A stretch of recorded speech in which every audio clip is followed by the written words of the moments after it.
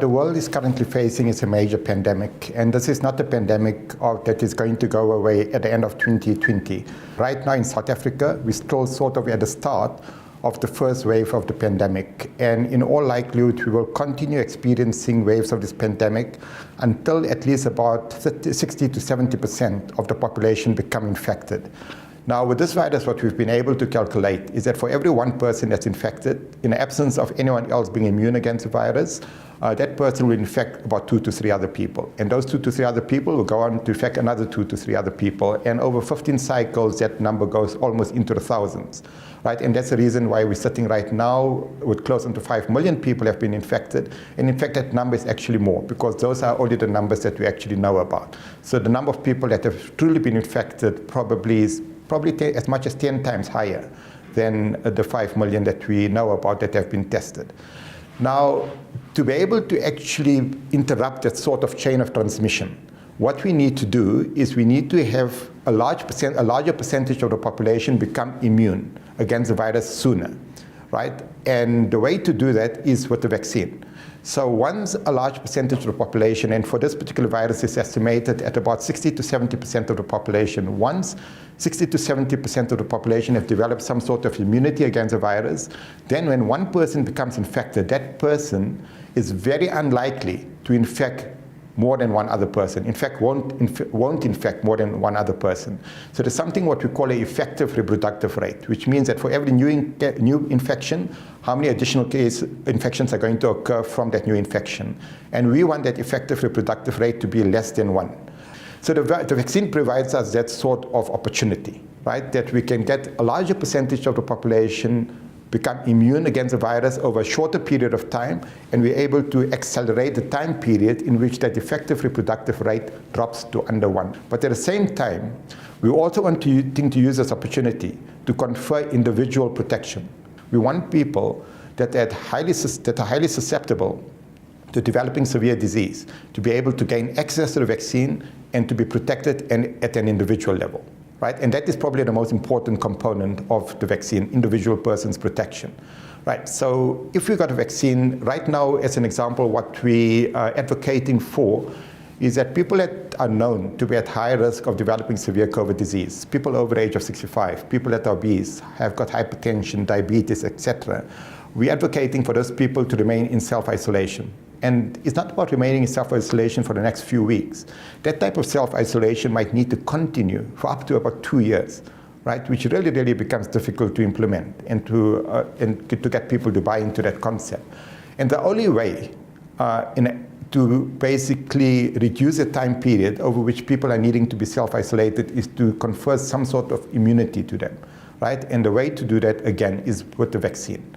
So there's a number of vaccines that are currently under development, more than 100 different vaccines. And of those 100 vaccines, at least 5 of them have now gone into human trials. And many of them are still in the early phases of human trials, which is where we try to decide what is the optimal dose of the vaccine, how safe it is, and how immunogenic it is, how well the body mounts an immune response against it. But the one vaccine that is furthest in terms of clinical development is a vaccine that was developed by the University of Oxford. And that vaccine is now in what we call phase 2 studies, which basically means we're looking at safety in a broader population, but at the same time, we're trying to see whether there's any signal as to whether the vaccine actually protects people from developing COVID-19 or not. So the study that is currently underway in the United Kingdom has already enrolled more than 4,000 participants in that particular phase 2 study. And over the next 1 or 2 months, they actually are planning to go into a phase 3 study, which is sort of a pivotal study, which determines whether the vaccine is actually working to protect against COVID-19. And that study in the United Kingdom will enroll up to 10,000 people. So in total, there'll be about 14,000 people that will have been enrolled in the United Kingdom with this particular vaccine. The same vaccine is also planned to go into clinical trials in the United States, where they're planning on enrolling as many as 30,000 individuals in the United States. Now, recently, what we've been able to do as part of the research unit in South Africa is that with our collaboration with the scientists at Oxford University, we've been able to reach an agreement for them to actually provide us with a vaccine for us to actually see whether the vaccine actually works in the South African population. And that is important for multiple reasons.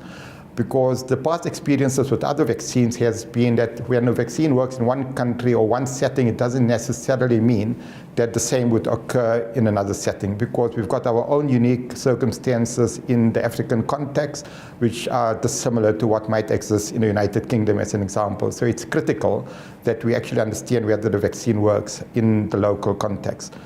But what we're going to be doing in South Africa is what we call really a phase 2 study, where we look at safety, but we're also going to be looking at efficacy. And what that basically means is we're going to be determining whether the vaccine protects against COVID-19 or not. Now, the vaccine is not going to cause someone to get infected with the virus. The chimp-Ed vaccine that we're going to be evaluating is not a live vaccine. It doesn't replicate in the human body. All that it does is that it's able to actually deliver the protein that is of interest to us, to the body, to present it to the immune system, and the immune system recognizes it as being foreign and mounts an immune response. It produces what we call antibodies. And those antibodies, if they're circulating, we hope that those antibodies will protect someone from developing severe disease especially. It might not protect someone from getting infected, but it will protect someone from becoming clinically ill, which is the main outcome of interest for us. So when is it possible that the vaccine might become available to the public? It's a difficult question, but my best guess right now is probably around about September, October of next year, provided that we actually show that the vaccine works this year. Right? The longer that we delay being able to show that the vaccine actually works, the further it pushes out the timeline when the vaccine would become available.